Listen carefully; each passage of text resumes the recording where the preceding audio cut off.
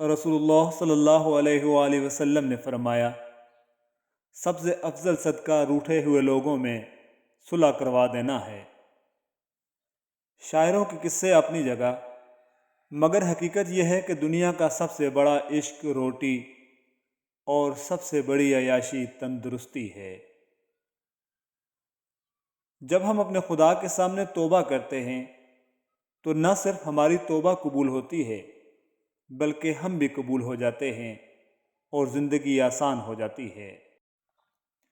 غموں کو سر پر سوار نہ کریں، یہ تو چند کالے بادلوں کے ٹکڑے ہیں، بس کبھی نہ کبھی چھٹ ہی جائیں گے۔ بس تھوڑا سا اور انتظار، بے شک ہر مشکل کے ساتھ آسانی ہے۔ جو ظاہر ہو جائے وہ درد کیسا، جو سمجھ نہ سکے وہ ہمدرد کیسا۔ اچھے دنوں کے انتظار میں ساری عمر گزر جاتی ہے اور پھر پتہ چلتا ہے کہ جو دن گزر گئے وہی اچھے تھے۔ مضبوط تو وہ ہے جو رونے کے بعد اپنے آپ کو خود سمجھائے کہ اللہ ہے نا، سب ٹھیک ہو جائے گا۔ وقت کی روانی بدل دیتی ہے زندگی کے سبھی رنگ، کوئی چاہ کے خود کے لیے اداسیاں نہیں خریدتا۔ وہ لوگ بہت کم ہیں جو اپنی آنکھوں سے دیکھتے ہیں اور دل سے محسوس کرتے ہیں۔ خلیل الرحمن قمر تحریر کرتے ہیں، یہ جتنی عورتیں ہیں جنہوں نے غلطیاں کی، گناہ کیے یا بے وفائی کی، وہ کہیں نہ کہیں کسی نہ کسی مرد کے ہاتھوں برباد ہونے کے بعد کی ہیں، ورنہ عورت فطرتاً بے وفا نہیں ہوتی۔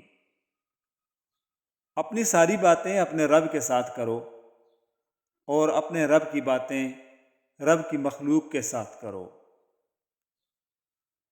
اللہ جب انتظار کے ذریعے آزماتا ہے تو شیطان دعا قبول نہ ہونے کے وسوسے تمہارے دل میں ڈالتا ہے۔ رسول اللہ صلی اللہ علیہ وآلہ وسلم نے فرمایا، قیامت کے دن مومن کے میزان عمل میں سب سے زیادہ بھاری عمل اچھے اخلاق ہوں گے۔ خوشی دکھ سے بھری زندگی میں کبھی کبھی آنے والا لمحاتی وقفہ ہے۔ جو شخص تمہارا غصہ برداشت کرے اور ثابت قدم رہے تو وہ تمہارا سچا دوست ہے۔ اگر کوئی اہمیت دینا چھوڑ دے تو آپ شکایت کرنا چھوڑ دیں، خاموشی اختیار کر لیں۔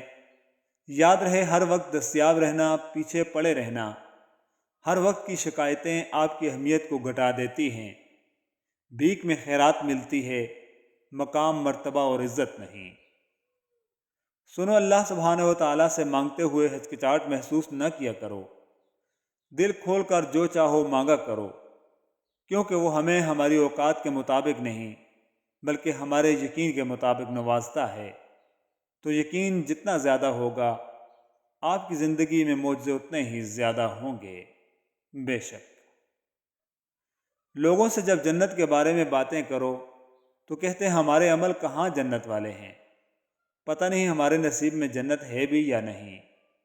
تو جب ان کو اتنا سب کچھ پتہ ہے تو کیوں اپنے اعمال جنت والے نہیں کرتے؟ اور اللہ جسے چاہے اپنے عشق میں مبتلا کر کے سنوار دے۔ قربت کے کئی ایسے کرینے بھی ہیں کہ چھوئے بنا ہی بامراد ہوا جا سکتا ہے۔ بات ساری آگاہی اور اندر کی گواہی کی ہوتی ہے۔ کیا ضرورت تھی قانون کی کتابیں لکھنے کی، صرف اتنا ہی لکھ دیتے کہ جس میں طاقت زیادہ ہوگی عدالت اس کی غلام ہوگی۔ خوش قسمتی ہوتی ہے کسی بھی اسٹیج پر انسان راستے کے راستے گمراہی سے بچ نکلے، دل فطرت کی طرف رجوع کرنے سے ہی قرار پکڑتا ہے۔ الہاکم التکاثر، زیادہ کی چاہت نے تمہیں غافل کر دیا۔ یاد رکھو کہ وہ البدی ہے، وہ آپ کی کہانی پھر سے بنائے گا اور پہلے سے بہترین بنائے گا۔ اپنوں کی بے اعتباری مضبوط سے مضبوط انسان کو بھی ریزہ ریزہ کر دیتی ہے۔ سچ کہوں تو سب سے زیادہ دکھ اور تکلیف کا باعث ہمارے اپنے لوگ ہوتے ہیں۔ ریزہ ریزہ کر کے بکھیر دیتے ہیں، اپنے تانوں سے، اپنی ضدوں سے، اپنے لہجوں سے، اپنے الفاظ سے۔ ہاں، ہمارے اپنے ہی لوگ ہمیں ذہنی مریض بنا دیتے ہیں۔ گنہگار کی عاجزی عبادت گزار کے غرور سے بہتر ہے۔ دعاؤں میں یا رب اثر چاہتا ہوں، میں تیری ہی سیدھی ڈگر چاہتا ہوں۔ نہ شہرت کی خواہش نہ زر چاہتا ہوں، میں جنت کے لال و گوہر چاہتا ہوں۔ یہ دنیا سفر ہے، مسلسل سفر ہے، مسافر ہوں زاد سفر چاہتا ہوں۔ ملے جس کا ثمر مجھے آخرت میں، الہی میں ایسا شجر چاہتا ہوں۔ میں ظلمت میں بھٹکا ہوا تیرا بندہ، بہت تھک گیا ہوں سحر چاہتا ہوں۔